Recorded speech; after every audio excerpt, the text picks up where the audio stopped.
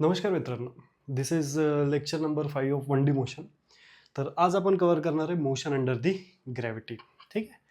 So motion under the ग्रॅव्हिटीमध्ये let assume consider this is our earth. ठीक आहे. ज्याचं मास आहे रे कॅपिटल एम, ज्याची रेडियस काहीतरी इथे आपण आर कन्सिडर करणार. राईट. आता याच्यावरती जर एखादी ऑब्जेक्ट असेल, राईट, याच्यावरती जर एखादी ऑब्जेक्ट असेल तर याचं मास मी एक स्मॉल एम कन्सिडर करतो. Okay, consider the object having small mass M. तर ह्या मासवरती एक ग्रॅव्हिटेशनल फोर्स लागणार रे in the downward direction. Right, this is force due to gravity. आणि हा जो ग्रॅव्हिटेशनल फोर्स असणार, this is given by G m1 m2 upon r square. R is what? Radius of the earth. m1 is this mass, m2 is the mass of the earth. So this gravitational force, which is equals to g, this is m into capital M divided by r square. ठीक आहे.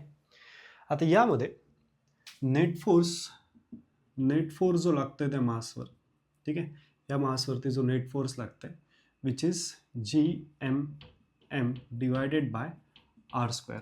आणि जो net force असतो रे, net force is equals to what? It is mass into acceleration. Mass कशाचं? या ऑब्जेक्टचं, कारण आपण याच्यावरती नेट फोर्स काढतोय ना. So mass into acceleration which is equals to G M capital M divided by R square. तर इथे बघा एम एम कॅन्सल आउट होऊन जाणार रे. ठीक आहे. सो ॲक्सेलरेशन आपल्याला काय मिळतं? It is G M divided by R square. This is the acceleration. याला आपण ॲक्सेलरेशन ड्यू टू ग्रॅव्हिटी पण म्हणू शकतो. याला आपण जीने डिनोट करतो रे. That is G M divided by R square. आता बघा जी काय असतो? Gravitational constant. एम काय? मास आहे अर्थचं. आर म्हणजे काय रे? रेडियस ऑफ दी अर्थ. ठीक आहे.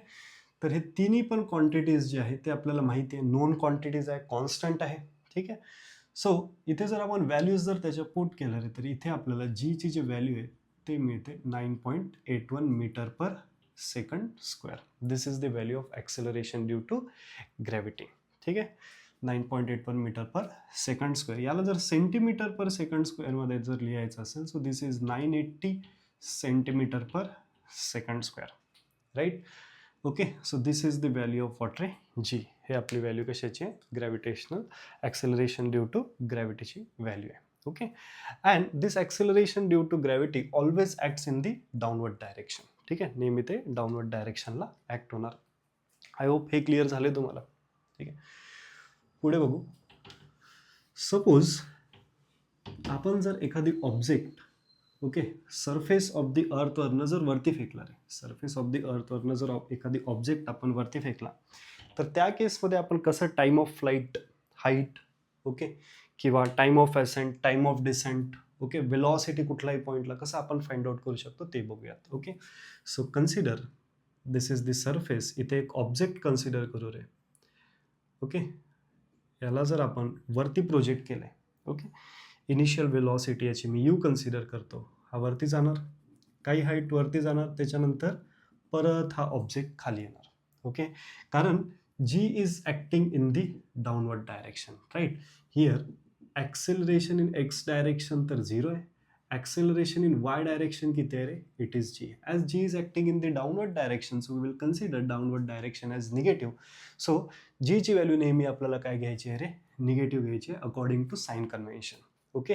सो ऑब्जेक्ट जर वरती जात असणार तरी सुद्धा जी खालीच लागेल. ऑब्जेक्ट जर खाली येत असेल तरी सुद्धा जी खालीच लागणार आहे. म्हणून नेहमी जीची जे व्हॅल्यू आहे ते काय असणार? Minus of G. Okay. Now this G is acting in the downward direction. Okay. Initial velocity U आहे. आता इथे बघा डायरेक्शन ऑफ मोशन काय होतं रे? ह्या पॉईंटला डायरेक्शन ऑफ मोशन चेंज होते. It means what? हे जे वेलॉसिटी आहे बघा, ॲक्सेलरेशन आणि वेलॉसिटीची डायरेक्शन अपोजिट आहे. इट मीन्स वेलॉसिटी कमी कमी कमी कमी होत जाणार आणि ह्या पॉईंटला वेलॉसिटी काय बनणार रे? 0. म्हणजे फायनल वेलॉसिटी जे आहे ते आपण काय कन्सिडर करू शकतो सांगा? इथे 0. राईट. सो इथे फायनल वेलॉसिटी 0 झाली. सो इथून इथपर्यंत जाण्यासाठी लागणारा time is what? Time of ascent. इथून खाली येण्यासाठी लागणारा टाइम इज व्हॉट रे? Time of descent. Okay. Time of ascent आणि time of descent. So particle जेव्हा आपण इथनं वरती फेकला रे, वरती गेला, परत खाली आला, ओके. या पूर्ण प्रोसेसमध्ये लागणारा जो टाइम आहे त्याला आपण म्हणतो टाइम ऑफ फ्लाईट. म्हणजे हवेमध्ये इन द एअर तो पार्टिकल किती वेळ राहिला, that is time of flight. आणि याला काय लिहू शकतो आपण बघा, it is time of ascent plus time of descent. बरोबर आहे. त्याचं इक्वेशन सुद्धा बघू आपण काय येणार, राईट.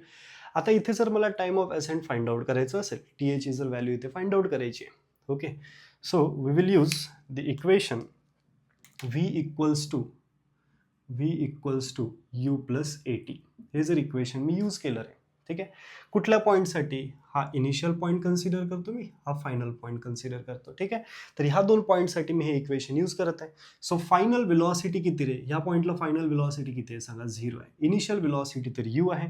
ॲक्सिलरेशन बघा, ए म्हणजे काय, ॲक्सिलरेशन. आणि ते ॲक्सिलरेशन काय, जी. आणि कुठे ॲक्ट होत आहे, डाऊनवर्ड डायरेक्शनमध्ये. ऑब्जेक्ट वरती जरी जात असेल तरी जी खालीच लागणार आहे.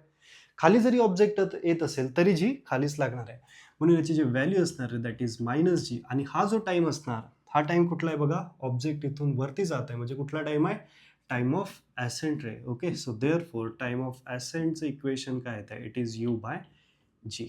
दिस is the value of time of ascent. ठीक आहे. आता बघा, जेव्हा ऑब्जेक्ट वरती गेला तर ॲक्सेलरेशन किती होतं, ॲक्सेलरेशन ड्यू टू ग्रॅव्हिटी जी. आणि याची व्हॅल्यू काय असते, कॉन्स्टंट. सो ऑब्जेक्ट जेव्हा वरून खाली येणार तेव्हा सुद्धा ॲक्सेलरेशन ड्यू टू ग्रॅव्हिटी जीच असणार आहे, बरोबर की नाही. आणि जीची व्हॅल्यू काय आहे, कॉन्स्टंट आहे. So we can say time of descent is also equals to what रे, it is U by G. It means what, time of ascent आणि टाइम ऑफ डिसेंट काय असेल, सेम असणार. जर आपण इथे एअर रेझिस्टन्स निग्लेक्ट केला, ठीक आहे. इथे एअर रेझिस्टन्स आपण कन्सिडर करत नाहीये. ओके.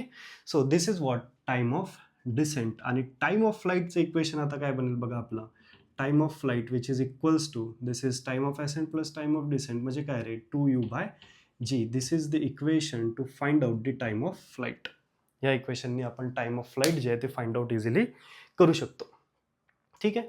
बरं, इथे आपण हे इक्वेशन यूज करून time of flight find out केला. आपण s equals to ut plus half AT square हे इक्वेशन यूज करून सुद्धा टाइम ऑफ फ्लाईट आपण फाइंड आउट करू शकतो, ठीक आहे. एस म्हणजे काय रे, डिस्प्लेसमेंट. आता बघा, पार्टिकल इथनं आपण वरती प्रोजेक्ट केला, वरती गेला, मॅक्सिमम हाईट अटेंड केली, परत खाली आला, म्हणजे ह्या पार्टिकलचं डिस्प्लेसमेंट इन वाय डायरेक्शन किती आहे रे, 0 आहे. डिस्प्लेसमेंट 0 आहे. जिथनं आपण पार्टिकल फेकला परत तिथेच आला तर इथे डिस्प्लेसमेंट किती सांगा, 0. इनिशियल व्हेलॉसिटी किती होती, u. आणि हा जो टाइम आहे हा आपला काय असणार, टाइम ऑफ फ्लाईट, बरोबर. Plus this is half. A is what, acceleration due to gravity, that is what, minus g. and this is time of flight चा स्क्वेअर. ओके. तर हे इक्वेशन काय बनत आहे बघा, u initial velocity into time of flight which is equals to half g time of flight चा square. time of flight cancel. so tf will be equals to what, it is 2 times u by g. so this is the equation of time of flight which is same, बरोबर आहे. तर ह्या वेळी सुद्धा आपण time of फ्लाईटचं जे equation आहे ते इथे डिराईव्ह करू शकतो. आता हे जे फॉर्म्युलाज आहे हे लर्न करण्याची गरज नाही, अदरवाईज जेव्हा तुम्ही प्रश्न सॉल्व्ह कराल तर क्वेश्चन सॉल्व्ह करता करता ते लर्न पण होऊन जातात आहे, ठीक आहे. तर लक्षात ठेवा, फॉर्म्युलाज आलेत कसे ते महत्त्वाचं आहे, ठीक आहे. आय होप तुम्हाला हे समजलं असेल, टाइम ऑफ फ्लाईट आपण इथे कसं फाइंड आउट केलं, ठीक आहे. आता नेक्स्ट आपण बघू रे, मॅक्सिमम हाईट. ठीक आहे. इथे जर मला हाईट फाइंड आउट करायची असेल की इथनं जर पार्टिकल आपण वरती फेकला with initial velocity u, so हा जो पार्टिकल आहे हा मॅक्सिमम हाईट किती अटेंड करू शकते, राईट. हे जर इथे मला फाइंड आउट करायचं असेल, so what we can do, ते मी इरेज करतो रे.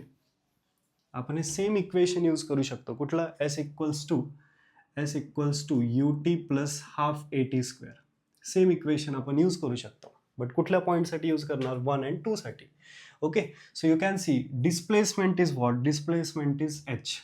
ओके. बघा, ऑब्जेक्ट खालून वरती चाललंय म्हणून h, वरून जर खाली आला असता तर -h. Okay. Which is equals to initial velocity u. आता ऑब्जेक्ट खालून वरती चालणार इथपर्यंत, राईट. तर इथे लागणारा जो टाइम आहे that is what, time of ascent. आणि टाइम ऑफ असेंट म्हणजे किती आहे, it is u by g. So it is u square by g बनेल. Okay. This is plus half acceleration due to gravity minus g and this is time of ascent चा square म्हणजे u square by g square. तर एक g तर इथे cancel झालं. तर इथे बघा h इक्वल्स टू काय येतं, u square by g and this is minus half u square by g. ठीक आहे. So what we are getting रे, we are getting that is half u square by g. So this is the maximum height attained by the particle. तर maximum height attained by the particle चा formula काय येत आहे? It is half u square by g.